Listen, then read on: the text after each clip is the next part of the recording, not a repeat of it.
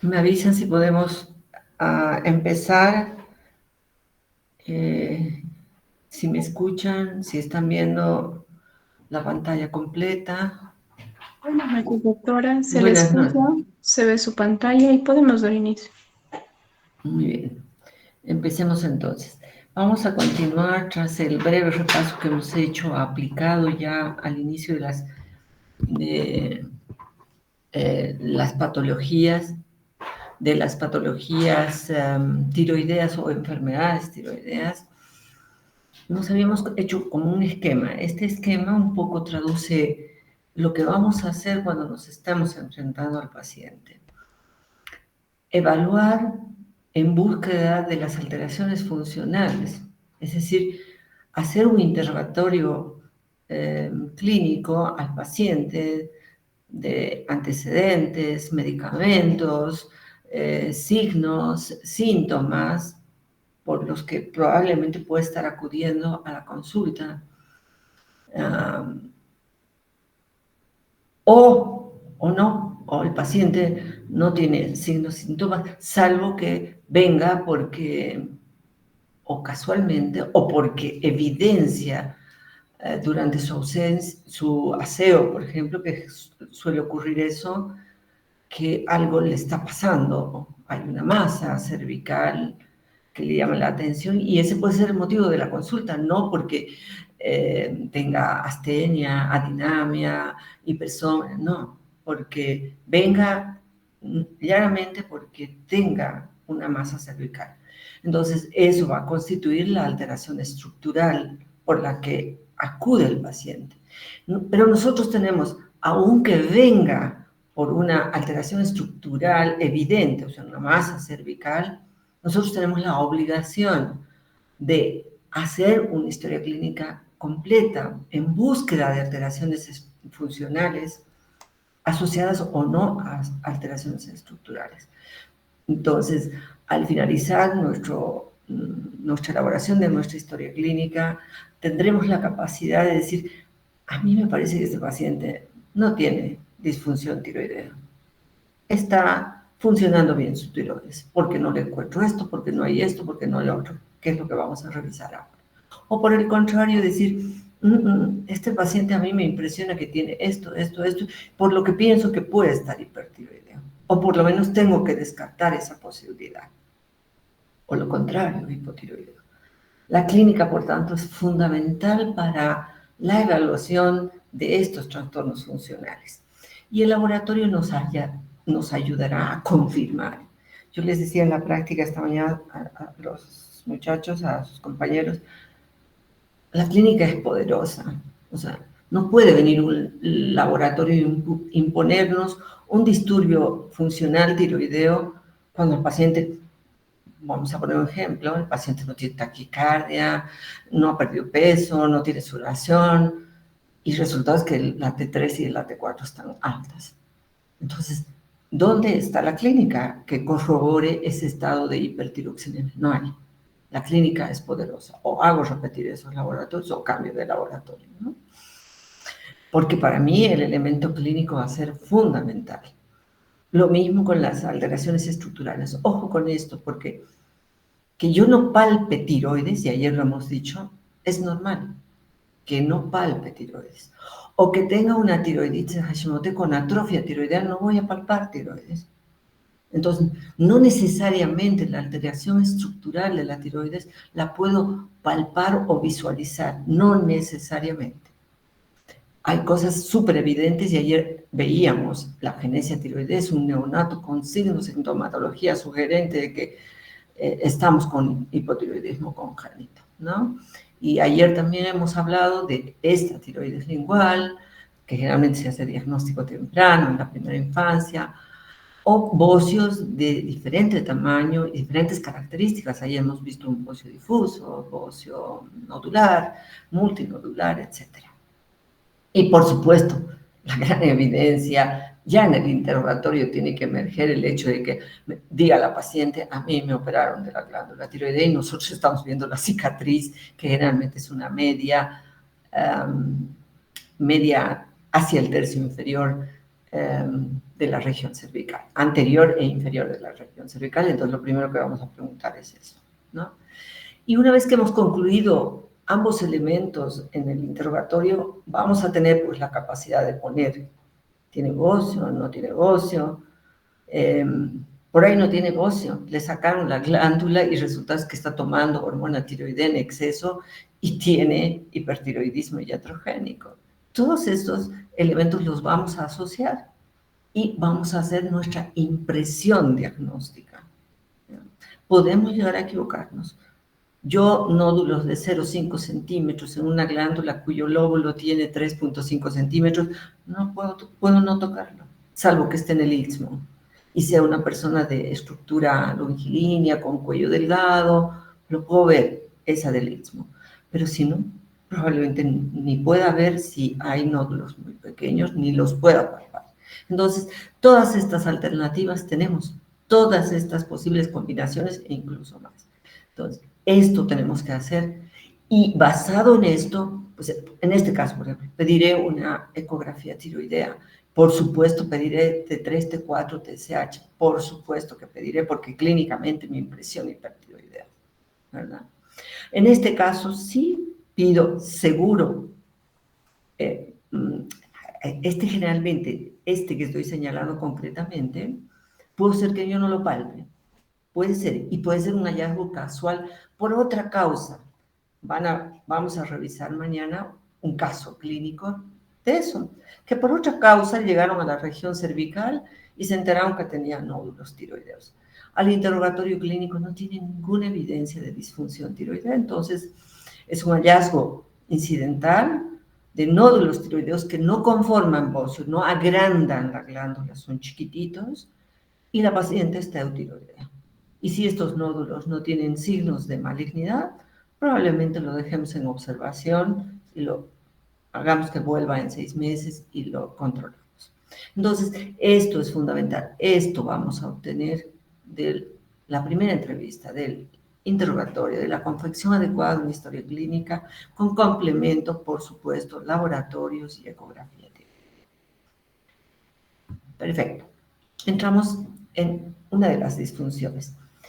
Yo he traído 3 historias clínicas diferentes para que hagamos una lectura rápida, porque de verdad tenemos que entrenarnos a que los datos iniciales que me dé el paciente nos permitan decir, oh, esto puede ser. Y ayer también dijimos que las hormonas tiroideas llegan a casi todas las estructuras y si hay mucha o poca, nos van a dar manifestaciones múltiples. No necesariamente todo tengo que encontrar en el examen clínico. Hay personas que hacen manifestación más cutánea, otra más neurológica, otra más gastrointestinal. Entonces, pero sumando elementos, puedo sospechar. Y este es adrede, es una paciente mujer, más frecuente esta patología, joven, porque después de su embarazo, de culminar su embarazo hace 3 meses, está muy cansada, tiene mucho sueño, se despierta con edema en la cara, tiene poco apetito y a pesar de que no está comiendo en mayor cantidad, no puede retornar al peso previo a su embarazo. Caída importante de cabello, sequedad de piel, se encuentra ahora en periodo de lactancia. Todo el entorno familiar e incluso su ginecóloga, su médico de cabecera puede decir, a esta señora primípara, está cuidando bebé, está lactando, está cansada por eso. Pero a propósito he traído, es mujer posparto y esta sintomatología nos hace tener que sospechar porque son 2 factores de riesgo para esta disfunción tiroidea, para la que vamos a ver ahora. Entonces, mujer posparto es población de riesgo para hacer disfunción tiroidea. Vamos a otra. Varón de 42 años de edad. No es, si vemos la relación 8-10, perdón, 2-8, 2-10, hombre-mujer. Nosotros, las mujeres, somos portadoras de más disfunción tiroidea que ustedes, que los varones. Este paciente consulta por edema, manos, cara y manos que se extendieron en no más de un mes a los pies. Otra cosa es recordarles que la disfunción tiroidea, salvo porque me operen y me saquen toda la tiroides, no puede acontecer de la noche a la mañana, porque ayer hemos visto que la glándula tiroides es un excelente reservorio de hormonas, nos sustenta periodos de carencia. Entonces, normalmente este cuadro clínico es paulatino, es paulatino. Este paciente dice, yo me empecé a sentir mal después de que me vacunaron la tercera dosis de COVID. Y esto es real, esto no nos hemos inventado. Vemos, está todavía aconteciendo en la atención de consultorio externo. Múltiples evaluaciones descartaron enfermedad renal. Todos pensaron que por el edema él tenía enfermedad renal. También al inicio le hicieron pruebas de función tiroidea y eran normales. Persistió y progresó los edemas. Dificultad para hablar, lo que le empezó a llamar la atención, como que la lengua era más grande y no podía hablar, articular adecuadamente las palabras. Mucho sueño, hipersomnia. No habían cambios en la catarsis, por eso digo, no esperen encontrar, además constipación, ¿no? No necesariamente. No había antecedentes familiares de importancia y una nueva evaluación clínica 2 meses de iniciado las primeras consultas evidencia lo que él manifestó, el edema, un edema duro, diferente al edema renal, diferente a la insuficiencia cardíaca, que es un edema más blando. No se encontró bocio, tenía bradicardia, tenía una voz garbosa, ronca. Y ahí se volvió a repetir los laboratorios y encontramos TSH elevada, T4 libre y anticuerpos contra la peroxidasa tiroidea positivos. Estaba hecho el diagnóstico. Y finalmente, otra vez mujer, esta edad y la edad reproductiva y la edad perimenopausia son dos edades de mayor prevalencia, de mayor presentación de estos casos de disfunción tiroidea. Se encontró el motivo de consulta: cansancio, constipación, intolerancia al frío, de un par de meses de evolución. En la revisión de aparatos y sistemas la encontraron con tristeza constante, como deprimida, piel seca, aumentó 5 kilos sin haber ingerido más alimentos de los habituales. Tenía un poquito de hipertensión diastólica, no había otros datos, no estaba bradicardia, sí se encontró reflejos osteotendinosos disminuidos en forma general y restauradas. Como ven, hay unos con más sintomatología neurológica, otros con más sintomatología sistémica, y esta es la forma de que esta disfunción tiroidea puede presentarse. Entonces, son los 3 casos de hipotiroidismo. La clínica y el laboratorio se define como clínica y laboratorio de deficiencia de hormonas tiroideas. Se recomienda la búsqueda activa. O sea, no vamos ahora a todo el mundo a hacer perfil tiroideo, que es lo que estamos visualizando. Tenemos siempre que pensar y buscar en una población que es más frecuente, edad fértil y perimenopausia, que no está anotado aquí, y población mayor de 50 años, que estaría en el contexto de la mujer perimenopáusica. Bien, ¿cómo lo clasificamos? Este esquema, ustedes tienen el mismo esquema en su libro. El nivel primario o periférico, cuando es la glándula la afectada. Aquí tenemos que volvernos al eje. El eje es hipotálamo, hipófiso, tiroideo. El nivel secundario involucra hipotálamo, hipófisis, porque clínicamente es difícil, y peor aún laboratorialmente, porque no tenemos TRH para dosificar. Entonces, tenemos que trabajar con estos 2 niveles básicos Y si bien en la práctica les hago hacer ejercicios para discriminar un secundario de un terciario, en la práctica no es fácil hacerlo. Con el paciente no es fácil hacerlo.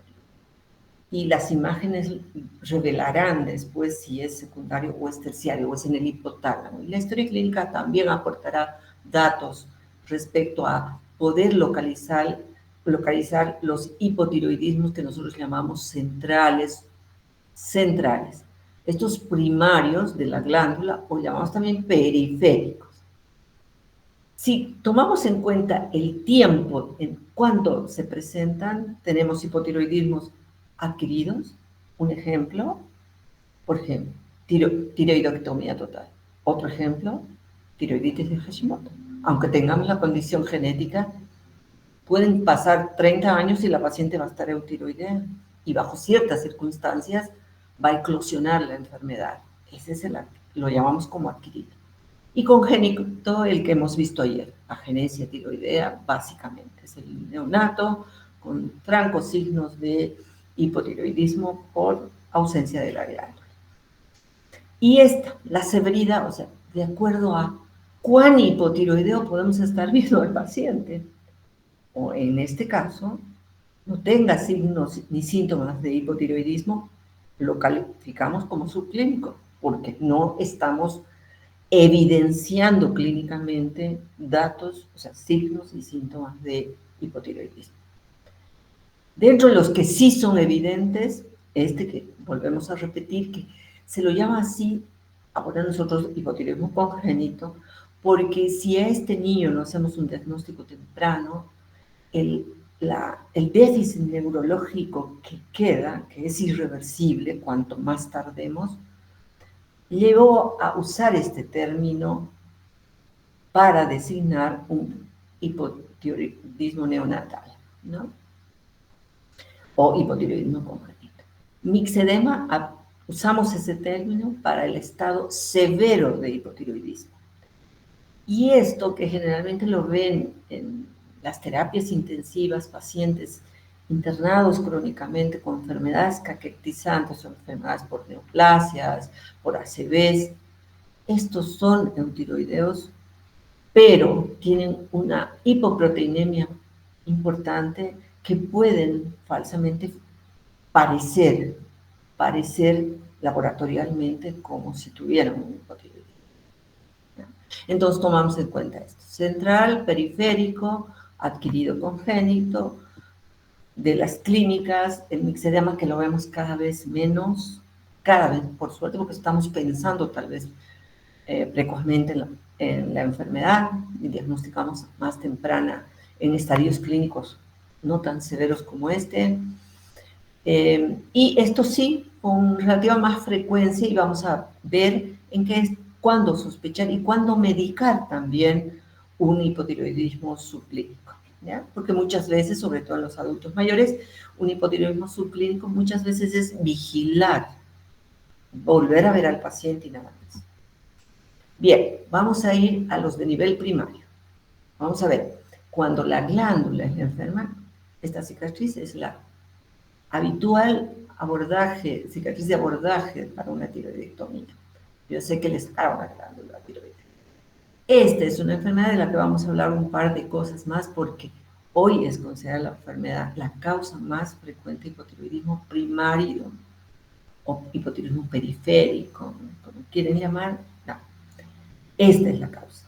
Pero no tenemos que olvidarnos que todavía hay algunos lugares del planeta, sobre todo en el África, que no tienen iodación de la sal, y vemos personas con bocios, se describen, no vemos, personas con bocios grandes e hipotiroidismo. No olvidarnos, sobre todo la miodarona, es un antiarrítmico todavía muy utilizado que puede dar lugar a hipotiroidismo primario, afecta la captación, la síntesis de hormona tiroidea, captación yodo y síntesis de hormona tiroidea. Sin embargo, también la vamos a ver como causante de hipertiroidismo, porque su acción es dual, va a depender un poco relacionado con la zona geográfica. Buen aporte de yodo, suele producir hipertiroidismo. Pero como nosotros no tenemos el mejor aporte de yodo, lo que solemos ver son hipofunciones de la glándula tiroidea por uso de amiodarona. Este es un centellograma, radioterapia localizada en la glándula tiroidea.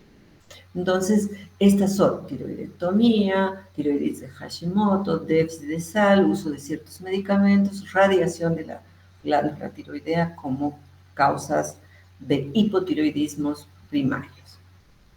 Les decía que vamos a hablar un par de cosas porque al ser la patología más frecuente, porque ya no estamos considerados país hace muchos años, el país deficiente de yodo en la sal que utilizamos, entonces esta para nosotros también es la causa más frecuente de hipotiroidismo. Es crónica, es progresiva. Yo no creo que alguien tenga hipotiroidismo de ayer para hoy día. Yo puedo tener una faringitis, puedo tener una diarrea, pero no una tiroiditis de Hashimoto de ayer a hoy día. La clínica es progresiva. Y como van a ver, yo puedo ver al paciente con bocio de diferente magnitud, como hemos visto ayer. O puedo ver en la fase atrófica, en la fase fibrótica, donde la glándula ya se redujo en tamaño y no hay bocio. Por tanto, la tiroiditis de Hashimoto no es imperioso en su diagnóstico la presencia de bocio. Puedo ver en fase bociógena e inflamatoria, pero también puedo hacer el diagnóstico más adelante en fase atrófica. No es condición tener bocio para tener una tiroiditis de Hashimoto. En la patología de la enfermedad, vamos a tener primero una inflamación, destrucción, infiltración y fibrosis. Fibrosis puedo relacionarlo con esto, y la fase bociógena con la inflamación. Inflamación, infiltración. Estos son los cambios citológicos que suelen aparecer progresivamente y la sustitución del tejido tiroideo de los folículos por tejido fibroso en la tiroiditis de Hashimoto. Como en la mayor parte de las enfermedades autoinmunes, hay que considerar un factor predisponente genético. Debemos siempre pensar que existe una población susceptible a este tipo de enfermedades, las autoinmunes, y hay para cada enfermedad, ya van a ver en diabetes tipo 1, en adrenalitis autoinmune, ya van a ver que existen factores ambientales que son inductores del despertar de esta enfermedad. Inductores, son facilitadores.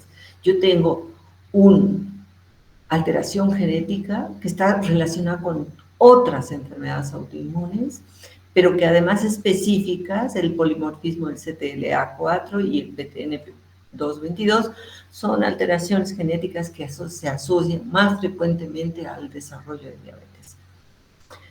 Hay una población con alteraciones genéticas como es el DOM, la trisomía 21, el síndrome de Turner, que es 22X0, con ausencia de uno de los cromosomas X, que tienen mayor posibilidad de desarrollar esta tiroiditis. Por alguna razón, nosotros las mujeres se presenta con más frecuencia y se cree, tanto mujeres en periodo posparto como aquí podríamos añadir mujeres perimenopáusicas, lo que nos hace pensar que tiene que haber una correlación con el cromosoma X. La genética no lo es todo, porque puedo tener una mutación inicial. Y esto lo demuestra que en gemelos monocigóticos, la posibilidad que mi gemelo homocigótico tenga una enfermedad autoinmune igual que la mía, no supera la mitad de las posibilidades. Es decir, 50% sí, 50% puede que mi gemelo homocigótico no lo tenga. Y otra alteración genética también descrita es el gen que codifica la tiroglobulina. Esta es nuestra población, pacientes con enfermedades autoinmunes, mujeres, enfermedades cromosómicas como las que hemos mencionado, posparto y perimenopausia. Y estos son los inductores. Para cada enfermedad autoinmune parecen haber inductores un poco diferentes.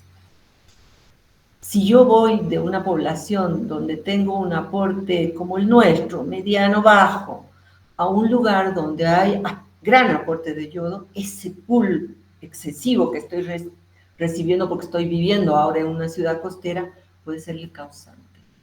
O porque me hayan dado me han hecho muchos estudios contrastados con yodos que también podría ser un inductor de esta tiroiditis. El tabaco, infecciones bacterianas, víricas, estrés crónico, la miodarona, aquí está, radiación, pesticidas, órganos perforados, etc. Entonces, en nuestra fisiopatología tenemos que tomar en cuenta esto, el factor genético, una población de riesgo y los factores ambientales que generan el desencadenamiento de este proceso inflamatorio. Estas son las condiciones. No necesariamente yo, que estoy desarrollando una tiroiditis de Hashimoto, tengo que tener una enfermedad o endocrina o no endocrina autoinmune. No, pero puede tener mi mamá, mi papá, mi hermana. Sean de tipo endocrina. Nosotros tenemos en el seguro 2 personitas jóvenes con diabetes 1 y tiroiditis de Hashimoto. Ahí está la relación. Insuficiencia, adrenalitis autoinmune, menopausia precoz por falla o foritis autoinmune, así se llama. Y las otras que no son endócrinas, entre ellas no está puesta, pero la artritis reumatoidea es muy frecuente que puedan correlacionarse, estar presentes en la misma persona o en un familiar de primer grado. Repito que esta es la población genética que puede tener más tiroiditis de Hashimoto. Listo, eso cuanto a la tiroiditis de Hashimoto. El tratamiento va a ser el mismo y vamos a hablar después. No olvidarnos que además de la miodarona hay medios de contraste cuando se utilizan muy frecuentemente y pueden ser inductores. Y antes, que se usaba mucho más el litio, ahora cada vez menos, para el tratamiento de la depresión severa, puede también ser un inductor de la tiroiditis de Hashimoto. Esto es mucho más raro, que estas enfermedades provoquen en la glándula tiroidea un hipotiroidismo, amiloidosis, sarcoidosis, hemocromatosis, escleroderma tiroidea, mucho menos frecuente, pero no es improbable, por eso están ahí en la clasificación.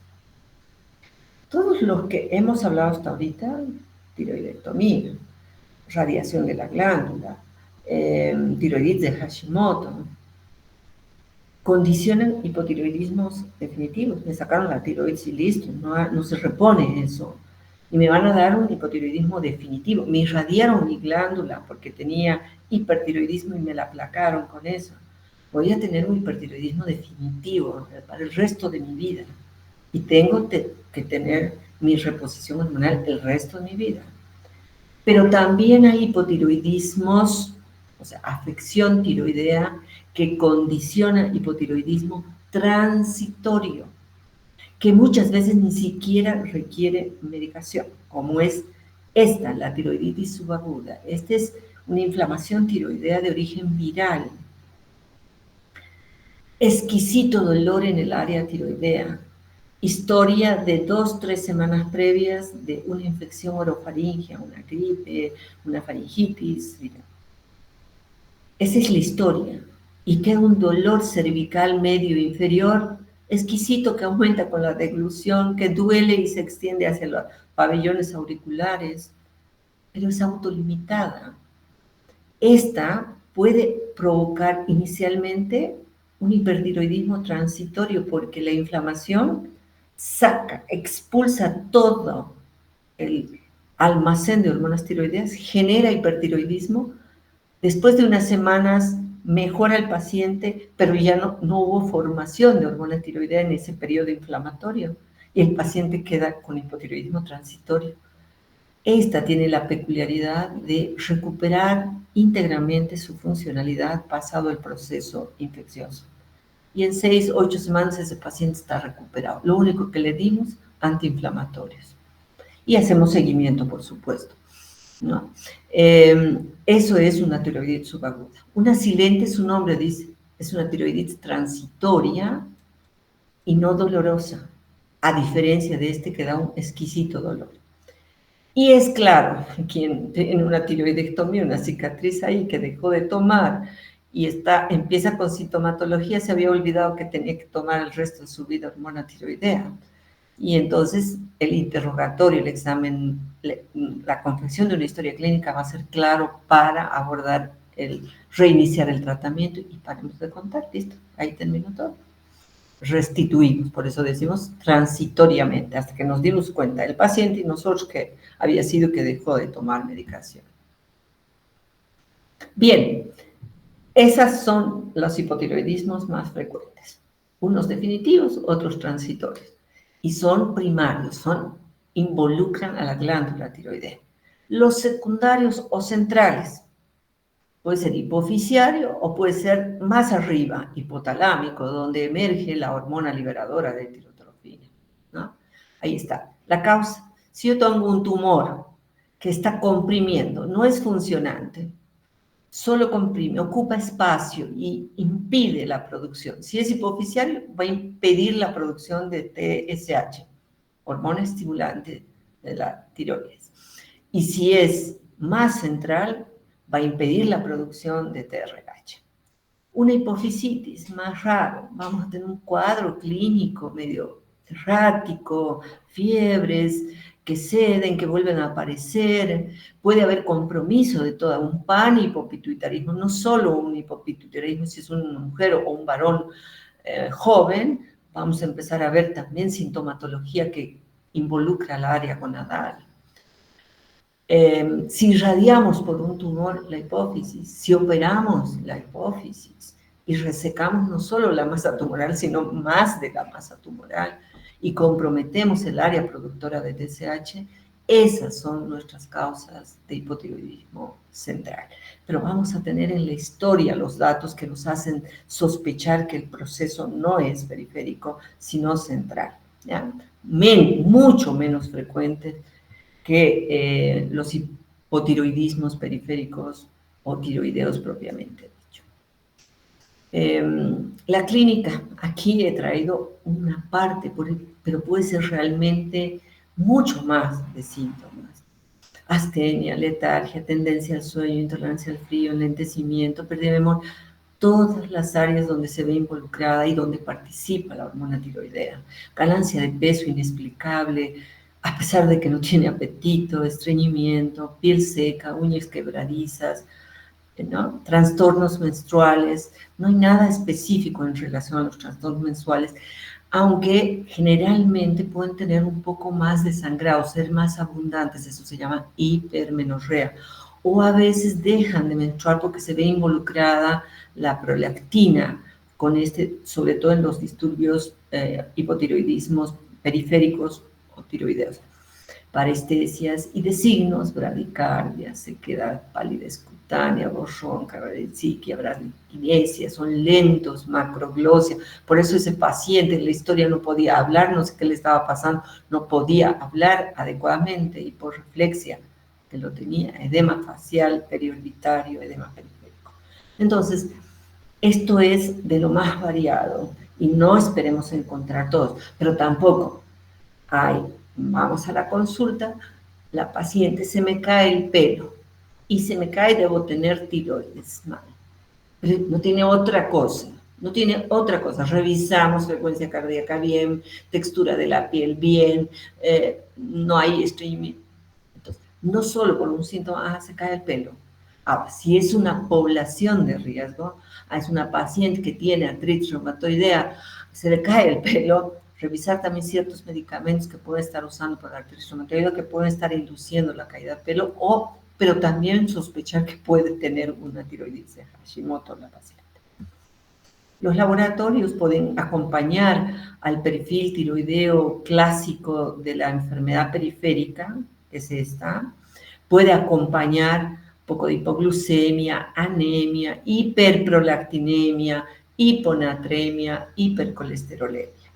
Acuérdense, cuando el compromiso es primario, no tengo producción de hormona tiroidea, no hay quien haga la inhibición de la TSH ni la TRH y esta, como está sana estructuralmente la hipófisis, se va acumulando, aumentando sus niveles séricos. Este es el patrón del hipotiroidismo primario. En cambio, del hipotiroidismo central, que yo les he dicho, no puedo llegar a discriminar con las hormonas solo un secundario de un terciario porque no se dosifica TRH.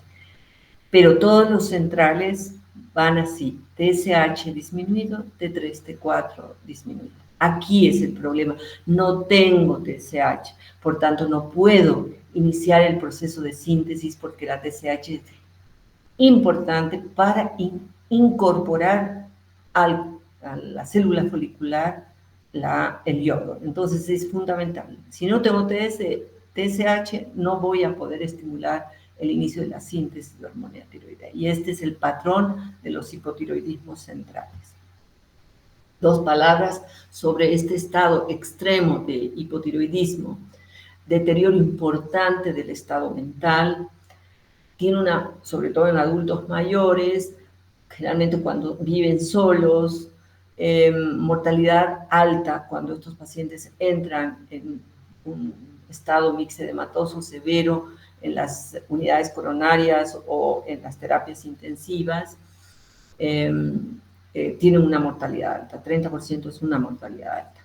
Son mal pronóstico para el terapista que está encaminando con el equipo de endocrinólogos, está encaminando el tratamiento de este paciente, son mal pronóstico que la hipotermia no ceda, la bradicardia no pueda salir de esta, y por supuesto, si es una adulta mayor, mayor la posibilidad de mortalidad. Hay factores desencadenantes. Ya les he dicho, la enfermedad no viene de la noche a la mañana. Si es un anciano abandonado, puede haber estado arrastrando el estado de hipotiroidismo varios meses, y cuando aparece una infección, una enfermedad cardiopulmonar, o se deshidrate por fiebre o por una gastroenteritis, se deshidrate, se descompense y entre en estado severo de hipotiroidismo. ¿Ya?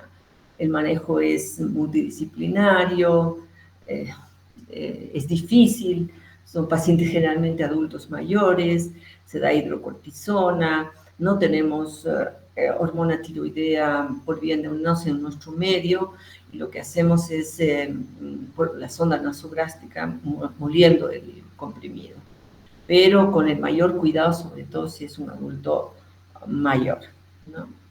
El tratamiento. Todos los hipotiroidismos, sean estos centrales o periféricos, el producto final es T3, T4. Y ayer les decía, normalmente damos T4 para que ese organismo solo lo convierte y utiliza lo que necesite. El tratamiento es levotiroxina sódica, y si bien acá y en sus libros dice, en adultos jóvenes dar 1.8 microgramos kilo peso día, y en ancianos tener prudencia, empezar con dosis, aunque sea un hipotiroidismo severo, empezar con dosis paulatinas, lentamente progresivas. Yo soy del criterio que el hipotiroidismo se corrige de acuerdo a la persona. Yo puedo tener tiroiditis de Hashimoto autolimitadas y que han deteriorado un 50% de la masa tiroidea funcionante, y por tanto van a requerir dosis muy modestas de hormona tiroidea de sustitución. Pero también puedo tener tiroiditis de Hashimoto que han destruido toda la masa tiroidea, no tiene producción de hormona tiroidea y tengan que sustituirse con dosis altas de hormona tiroidea. Por eso es que pongo el hecho de que la sustitución es personal. Cada paciente va a requerir lo que necesite. Si la tiroidectomía es total, ni así podemos decir, todos los pacientes tiroidectomizados van a recibir 150 microgramos de mentira. Hay pacientes tiroidectomizados que utilizan 75 microgramos, hay otros que usan 150, hay otros que usan 200 microgramos de sustitución. Por tanto, para mí es personalizado. Siempre debe tomarse en ayuno, es de baja biodisponibilidad, ayuno se recomienda 30 minutos antes y con agua, no con jugo, ni con lechita, ni con yogur, nada, con agua. Hay que tomar en cuenta que no debe estar próximo a ciertos medicamentos, entre ellos anestésicos, sedantes, fenitoína, digoxina o heparina, es decir, la toma del medicamento, la levotiroxina no esté cerca o próximo a este tipo de medicamentos. No se olviden que si sustituimos, debemos tratar de buscar el eutiroidismo con la sustitución hormonal. Es decir, llevar a nuestro paciente al equilibrio otra vez, al equilibrio, en este caso externo, con la hormona tiroidea, pero que nuestra hipófisis y nuestro hipotálamo puedan registrar la dosis adecuada y de esa manera restablecer el equilibrio que debe haber en el eje hipotálamo-hipófisis-tiroidea. Si yo doy en dosis más altas, yo tengo el peligro de producir un hipertiroidismo iatrogénico. ¿Cómo se puede manifestar? Con arritmias, desde una taquicardia sinusal hasta una fibrilación auricular, que es muy frecuente en los adultos mayores. Si yo voy a dar más hormona tiroidea, voy a generar aumento de la actividad osteoclástica y promover aumento de la resorción ósea y osteoporosis. Y si ya tengo una paciente posmenopáusica con osteoporosis, le voy a hacer un servicio de empeorar su osteoporosis. Si yo tengo un paciente con enfermedad coronaria o insuficiencia adrenal ahí limítrofe, tengo que tener cuidado. En tal caso es primero la insuficiencia, y con enfermedad coronaria la restitución gradual, con mucho cuidado. Y no se olviden que vamos a poder diagnosticar con el interrogatorio que está tomando esto. Antes teníamos más que ahora, porque antes se usaba mucho un combinado de diuréticos, de hormonas de T3 para bajar de peso. Hoy tenemos excelentes medicamentos que ayudan al descenso de peso, y eso ya lo vamos a ver con el tratamiento de la obesidad en otra clase, de tal manera que no se acuden a estos preparados antes magistrales que involucraban a la T3 como inductores para pérdida de peso corporal. Y les decía una palabra sobre el hipotiroidismo subclínico. Subclínico, el título lo dice, es poco. No solemos tener signos y síntomas de los cuales agarrarnos. ¿Por qué? Porque sus hormonas tiroideas todavía son normales. Pueden estar en el límite normal, medio bajo, pero son normales. Por eso no tiene clínica el paciente, o tiene escasa clínica. Pero ya la TSH, ya este nivel central, ya registra que no le llega lo suficiente de T4 y empieza a subir, ¿no? Tratamos si además esta paciente con este perfil tiene bocio, si además tiene anticuerpos, es decir, si tiene tiroiditis de Hashimoto, ya le empezamos a tratar con este patrón, con cuidado, con dosis modestas, adecuadas. Si además tiene hipercolesterolemia y enfermedad coronaria, si además esta mujer está buscando fertilidad y no lo logra, y además tiene bocio y además anticuerpos, y tiene este patrón, sí o sí debemos medicar.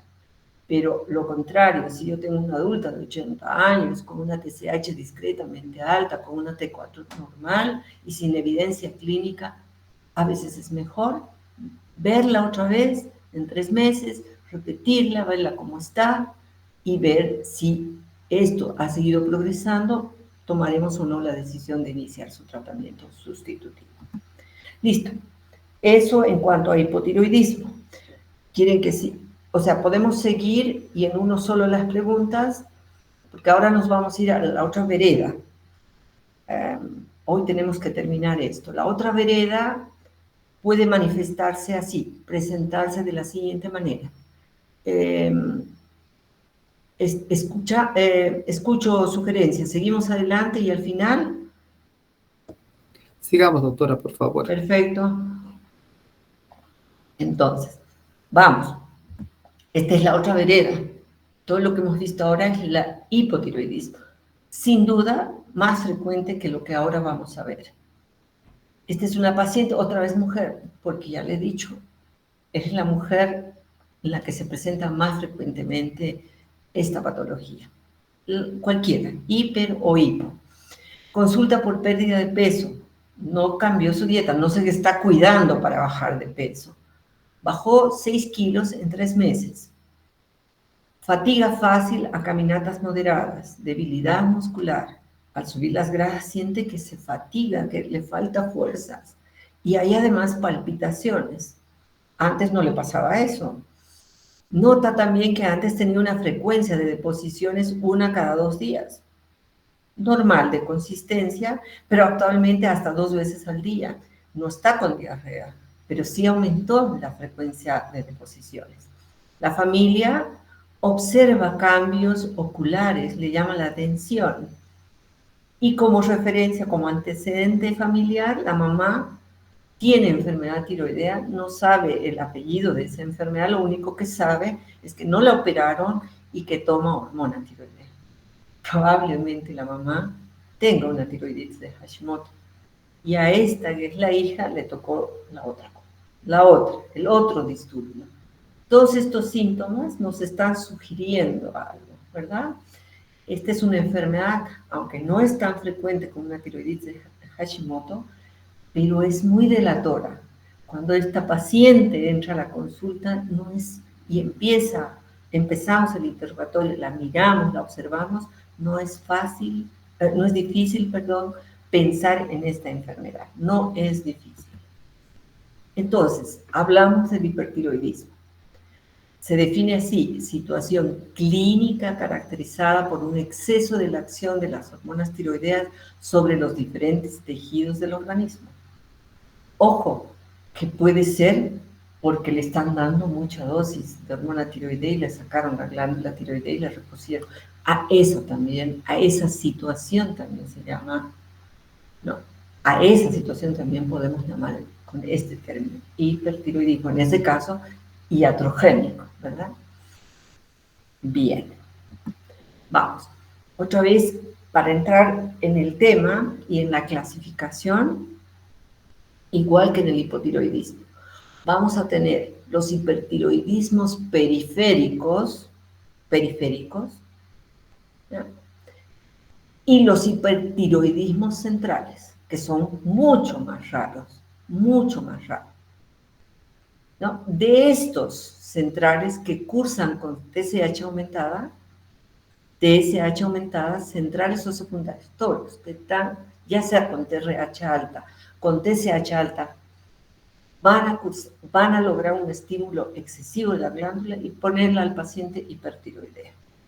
¿Y qué situaciones poco frecuentes, realmente poco frecuentes, son los adenomas productores de TSH? Yo tengo aquí en la hipófisis un tumor funcionante en este caso. Funcionante porque produce TSH. Donde está alojada, que son sobre las células productoras de TSH, está alojado ahí, produce TSH en cantidad. Y eso estimula la glándula tiroidea. Produce más hormona tiroidea y tenemos hipertiroidismo central. Mucho más raras, producción ectópica de TSH o resistencia hipoficiaria a la inhibición del hormona. Son patologías muy raras. Lo que tenemos que entender claramente es que podemos tener hipertiroidismos centrales o hipertiroidismos, los más frecuentes, más del 90% de los hipertiroidismos están acá, en la glándula tiroidea, y cursan con TSH disminuida. Los centrales con TSH aumentada, porque tiene una producción autónoma de TSH o resistencia, en el caso de la resistencia hipoficiaria. En cambio, los hipertiroidismos periféricos o primarios cursan con TSH disminuida. ¿Por qué? Porque aquí se origina el problema. Mucha hormona tiroidea inhibe la TSH y probablemente también inhiba la TRH. No tenemos la evidencia a través del laboratorio porque no se dosifica, pero son hipertiroidismos con TSH disminuido. Esta que se llama la flor, en primer lugar, bocio nodular, que es una mutación en el receptor TSH, y el multinodular con autonomía. Este también tiene autonomía de funcionamiento y estos también, uno o varios nódulos con autonomía de función. De esta nos vamos a dedicar, porque acabo de decir que el 90% de los casos de hipertiroidismo son por esta enfermedad de Graves. Algunas estadísticas dicen el 80%. Vamos. Entonces, Otras causas con TSH disminuida. Hace un momento hablamos de la silente y de la subaguda, y les dije que transitoriamente, cuando se inicia la inflamación de esta glándula, todo el reservorio sale a la circulación así, como una esponja exprimida, y les ocasiona un hipertiroidismo transitorio de un par de semanas que solito se resuelve. Muy raras veces tenemos que darle un antitiroideo. Tirotóxicos por yodo. Acuérdense que el yodo es el sustrato importante. Si yo doy a una glándula con determinada condición una cantidad de yodo, esa glándula inicialmente se va a bloquear porque le está llegando un montón, pero después va a organificar y producir gran cantidad de hormona tiroidea. Por administración, que ya lo hemos ido repitiendo, esa tiroidectomizada, que le doy cantidades sin revisar a la paciente, le doy cantidades de hormona de sustitución, puedo generar un hipertiroidismo con TSH disminuido. Y esta producción ectópica, que son, si yo tengo una metástasis, un cáncer tiroideo, o un tumor ovárico, estruma ovárico, pueden producir sustancias símiles y dar lugar a hipertiroidismos. Esta metástasis de células foliculares son funcionantes y pueden dar también hipertiroidismo. La clínica. Toda la repercusión de un exceso de hormonas nos va a dar una signología y sintomatología muy exquisita como la que tenía la paciente del ejemplo. Debilidad, irritabilidad, nerviosismo, a lo contrario, no puede dormir, insomnio, piel caliente, húmeda, sudorosa, pelo fino, frágil, pérdida de peso a pesar de que comen bien, incluso más estos pacientes, lo contrario, intolerancia al calor. Hay algunos síntomas que tienen mucho valor diagnóstico. Intolerancia al calor. De ahí es que la mayoría de nuestros pacientes hipertiroideos son diagnosticados ahora, el próximo mes, noviembre, diciembre, cuando nuestras temperaturas regionales aumentan, empiezan a aparecer los pacientes pidiendo ser evaluados porque están intolerantes al calor. Lo pasan muy bien en invierno, nerviosismo, irritabilidad, fatigabilidad fácil. Y los signos de gran valor, pérdida de peso a pesar de polifagia. Sin embargo, se ha descrito con un porcentaje pequeño de los pacientes, como come mucho, pueden aumentar de peso, pero la mayoría pierde peso, taquicardia. Sí, la mayoría de nuestros pacientes tiene bocio y ahora van a ver eso. A diferencia de la tiroiditis de Hashimoto, que lo hemos dicho claramente, podemos estar diagnosticando en la fase bociógena, pero también podemos estar diagnosticando en la fase atrófica, donde no tocamos la glándula. Piel húmeda, caliente, aumento de la frecuencia de evacuación, y son personas inquietas, no se pueden quedar tranquilas en un lugar por un periodo prolongado. Y así como lo hemos hecho con la tiroiditis de Hashimoto como causa más frecuente de hipotiroidismo, lo hacemos con la enfermedad de Graves-Basedow, otra enfermedad autoinmune que tiene un patrón genético muy similar, simplemente con un comportamiento contrario a la tiroiditis de Hashimoto. Ahora vamos a ver cómo es la fisiopatología. Según esta diapositiva, el 80% de nuestros hipertiroidismos se deben a esta enfermedad. 5 veces más frecuente en mujeres que varones, y la edad de presentación entre los 20 y 40 años. Más frecuente. No quiere decir que si emerge un chico de 14, 15 años no estemos pensando en la posibilidad, o lo contrario, un adulto de 50, 60 años también pueda llegar a tener, pero es poco frecuente. La más frecuente es 20 a 40 años, como muchas de las enfermedades autoinmunes, endocrinas y no endocrinas. En la etiopatogenia, base autoinmune, y esto es lo característico. Yo les decía que es poco probable no pensar en esta enfermedad cuando estamos viendo a esta paciente. Es poco probable. Esta oftalmopatía, sin ser severa, tiene oftalmopatía, este bocio difuso, que en este caso es un grado 2, ya lo hemos aprendido, es un grado 2, lo estamos viendo a simple inspección sin tener que pedirle que extienda el cuello. Esos son los elementos importantes, más todo el cortejo que va a una hipertiroxinemia, es decir, hipertiroidismo, taquicardia, temblor, piel húmeda, caliente, intolerancia al calor. Todo lo que podríamos encontrar como datos clínicos de esta paciente. Oftalmopatía, bocio y signos y síntomas de hipertiroidismo es nuestra triada clásica. Puede haber en un tercio de los pacientes una dermopatía, es una piel engrosada, medio enrojecida, como piel de naranja, se llama, en el tercio distal de ambas piernas, medio distal de ambas piernas, y en algunos pacientes por hiperflujo acropaquia, en algunos pacientes. Entonces, nuestra triada clásica es esto, ¿no? Hiperfunción tiroidea, bocio y oftalmopatía. Esa es la triada de una enfermedad de Graves-Basedow. Y los otros que pueden o no estar presentes. El bocio difuso. Esa es la característica, es toda la glándula. Ojo, ¿puedo yo tener la mala suerte o la mala suerte de la paciente de tener, además de Graves, un nódulo tiroideo? Sí, puede. Pero la característica de esta glándula, del Graves puro, es un bocio difuso. Es de estructura como abollonada, no conforma nódulos, es superficie irregular, muy elástica. Y cuando es grande, ayer repasábamos en semiología, podemos auscultar el soplo, ese hiperflujo de esta glándula. La oftalmopatía, que tiene un origen etiopatológico similar a esta enfermedad que afecta a la glándula tiroidea.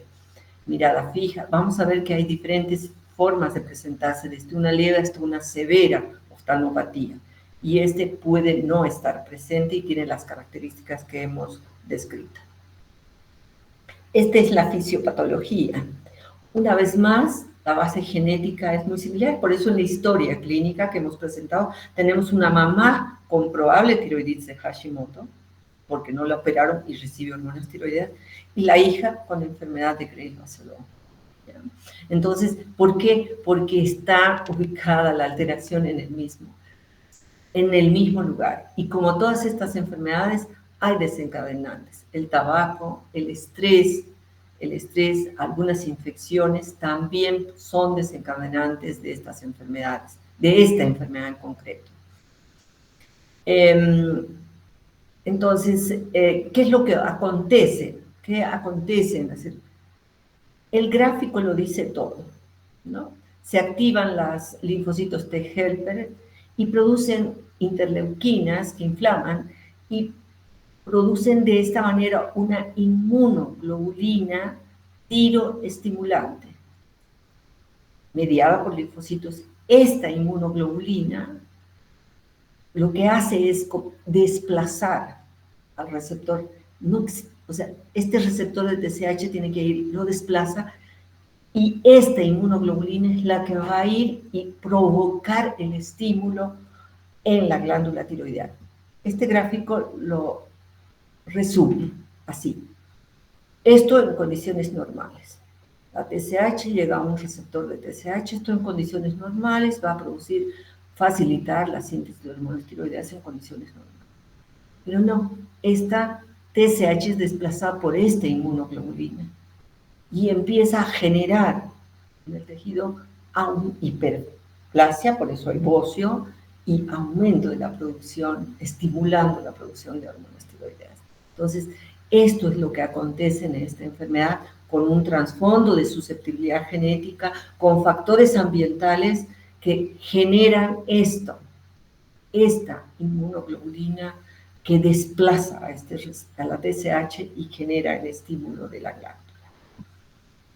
Les decía que el origen etiopatogénico de la oftalmopatía es símil, hay una infiltración y edema periorbitario y retroorbitario que puede ocasionar todas estas signos, sintomatologías a nivel de la cavidad orbitaria, unas más y otras menos.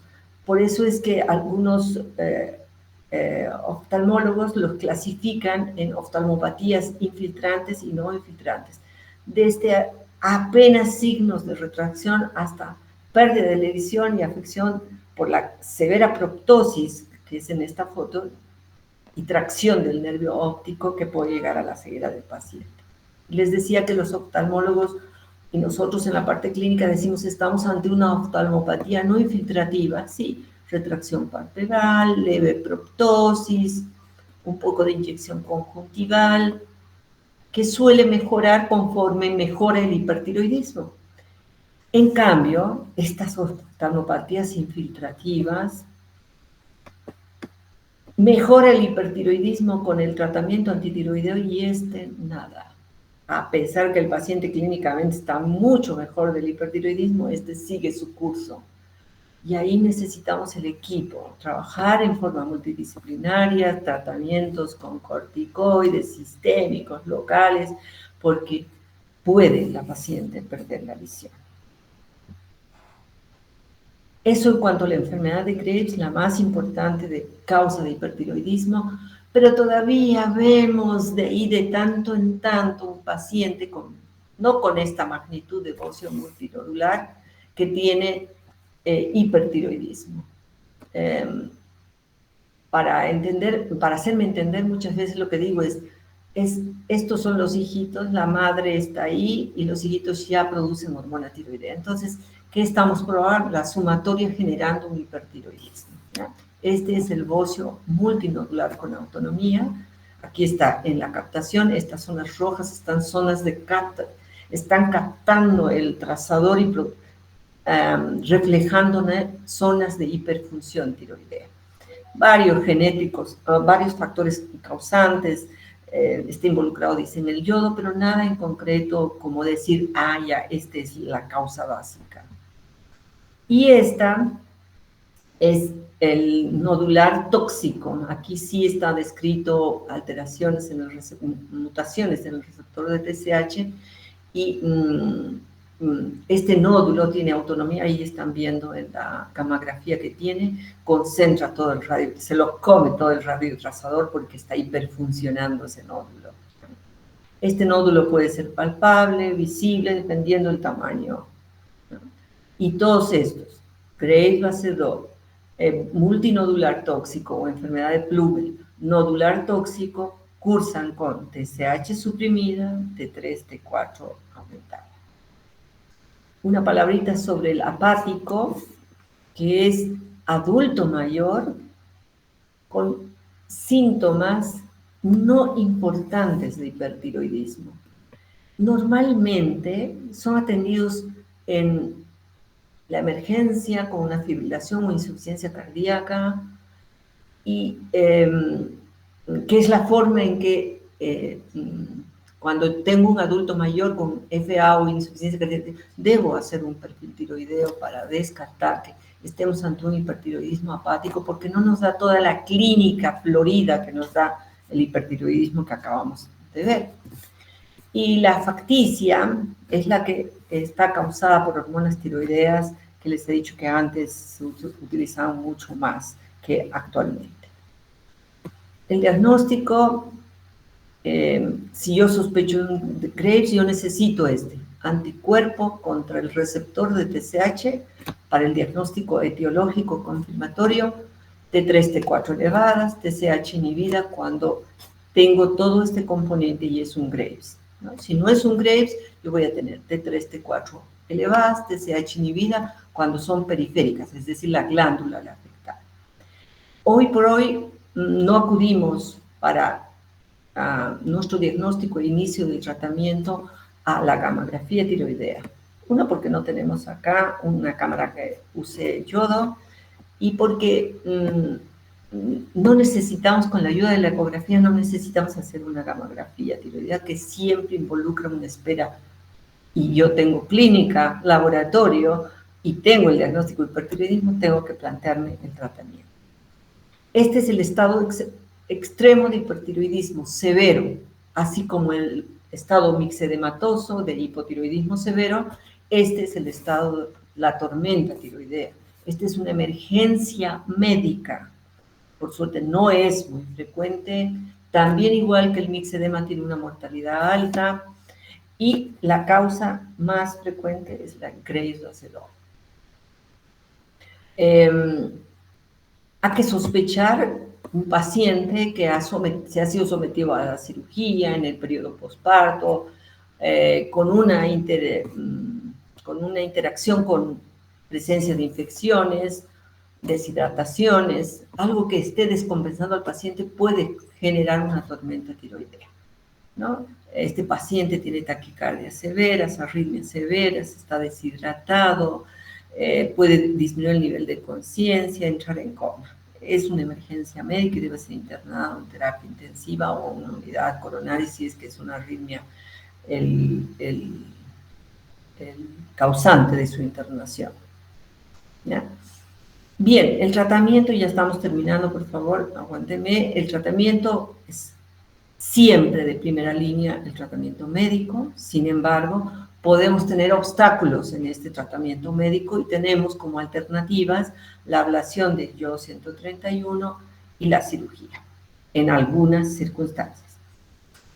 Algo que debo decirles es que el tratamiento a base de fármacos antitiroideos, y debemos comunicar al paciente, nos da en enfermedad de Graves la posibilidad de remisión de la enfermedad solo en 1/3 de los pacientes, a pesar de cumplir adecuadamente el protocolo 1 a 2 años de tratamiento antitiroideo.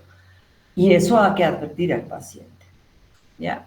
Este tratamiento tiene como objeto disminuir la producción de hormonas, de síntesis de hormona tiroidea, evitar la liberación y la conversión de T4 a T3, que es la que va a actuar, y evitar las arritmias, la deshidratación severa, evitar, ese como objeto. ¿Ya? Ya vamos a ver en qué situaciones, en 2 o 3 cosas para la ablación y la cirugía. Estos son los antitiroideos, carbimazol, metimazol. Hoy día en el mercado tenemos metimazol y propiltiuracilo, los dos. Inhiben la síntesis, estos inhiben síntesis, metimazol inhibe síntesis, pero el propil inhibe síntesis y inhibe la conversión de T4 a T3. ¿Ya? Eso más hace el propiltiuracilo, pero también tiene mayor hepatotoxicidad. El tiempo de tratamiento en protocolo en la mayor parte de los centros, 1 a 2 años de tratamiento, y estos son los problemas que podemos tener durante el tratamiento. No todos, gracias a Dios, la mayor parte de los pacientes toleran muy bien los antitiroideos, pero hacemos seguimiento de glóbulos blancos, transaminasas, porque nuestros pacientes pueden hacer anemia plástica, o sea, leucopenia severa, hepatotoxicidad severa, y debemos suspender el tratamiento y pensar en las otras alternativas. Al inicio del tratamiento, porque los antitiroideos van a demorar por lo menos 10 a 15 días en bloquear la síntesis de hormonas tiroideas y dar mejora clínica. Por tanto, al inicio, ¿quiénes nos ayudan? Con la taquicardia, los beta bloqueantes, los esteroides también nos ayudan porque tienen un efecto periférico en bloquear la conversión de T4 a T3, nos ayudan al inicio, ¿ya? Y esto solo utilizamos en caso de que nuestro paciente va a ir a cirugía y la preparamos. Aumenta la contextura de la glándula, la hace más durita, no tan friable, y porque además sabemos que va a ir a cirugía, la vamos a sacar la glándula tiroidea. Porque si le seguimos dando eso, ¿qué va a pasar? La glándula, una vez que bloqueó, va a empezar a formar más hormona tiroidea y vamos a tener el fenómeno contrario, ¿no? Nos va a producir más hipertiroidismo. Por eso solo acudimos en situaciones especiales. Y esto es cuando está indicado el yodo 131.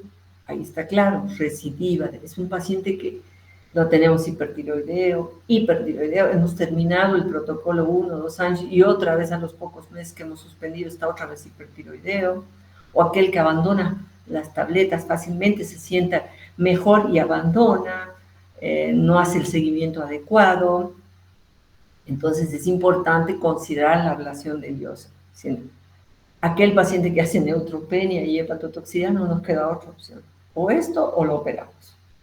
El yodo 131, ojo, cuidado, está contraindicado en embarazo, lactancia, y hay que tener mucho cuidado en oftalmopatías, esas proliferadas, esas muy agresivas, hay que tener mucho cuidado también con el yodo, empeora.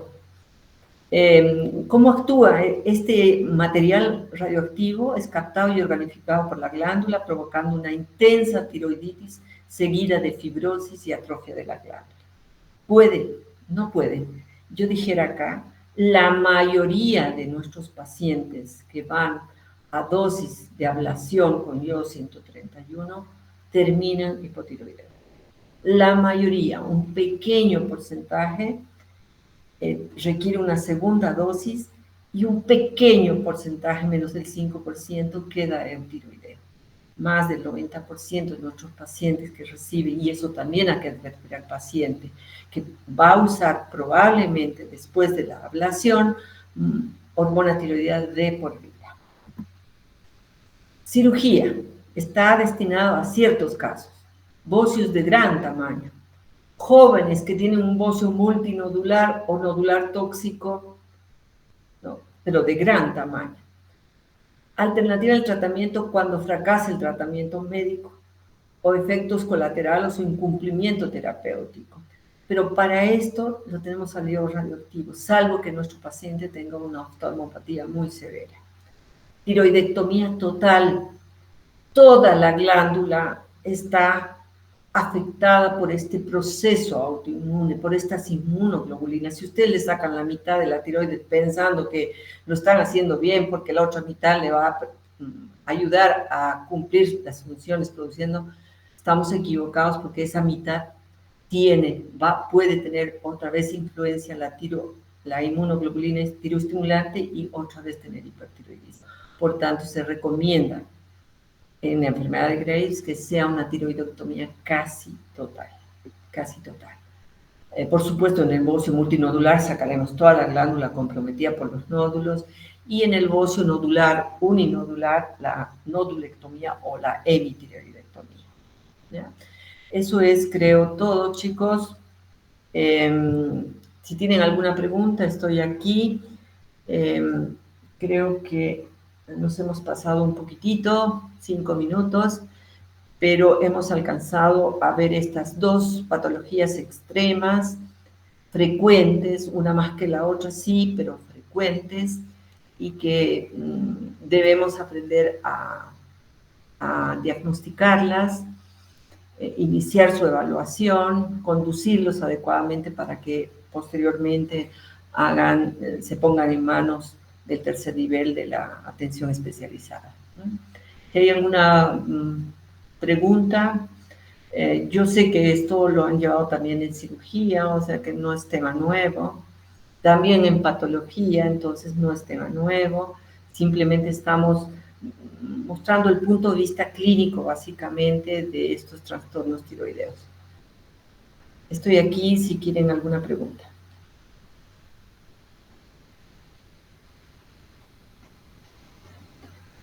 Creo que no hay. ¿Están ahí todavía, chicos? Doctora. Bueno, pensé que se habían dormido, pensé. Bueno, listo. Si no hay preguntas, nos Disculpe, podemos... Dime. En caso de que una paciente embarazada tenga hipertiroidismo, ¿iniciaríamos con propil, uracilo o con metimazol? Bien, está muy bien la pregunta. A ver, si es una enfermedad de Graves, les insinuamos, por favor, que no se embaracen. Y mismo así terminan, viene alguien y dice, estoy embarazada. Bueno, muy bien. La recomendación, si es un Graves, por suerte, digo, en el curso evolutivo del embarazo, suelen mejorar estas enfermedades, pero hay que advertir a la paciente que en el posparto puede empeorar, y es una de las causas de crisis o tormenta tiroidea. Hay que advertir a la paciente que tras el parto tiene que estar en vigilancia estrecha con el especialista, ¿no? La recomendación básica es usar la menos dosis de antitiroideos y de preferencia propiltiuracil, no danantisol o semetimazol, la dosis más baja posible para mantener hemodinámicamente lo más estable, es decir, no tener la taquicárdica con riesgo de insuficiencia cardíaca ni nada, ni arritmia. La dosis más baja posible. Pero la experiencia nos demuestra que generalmente estos Graves mejoran durante el curso del embarazo y la mayoría tenemos que suspender el antitiroideo. Con esa salvedad de advertirles que en el postparto podemos exacerbar todo este cuadro clínico, se puede exacerbar todo este cuadro clínico, ¿no? Eso en cuanto a la respuesta del embarazo e hipertiroidismo. Muchas gracias, doctor. Si hay alguna otra pregunta, listo. Entonces, nos vemos por favor mañana, es la última parte.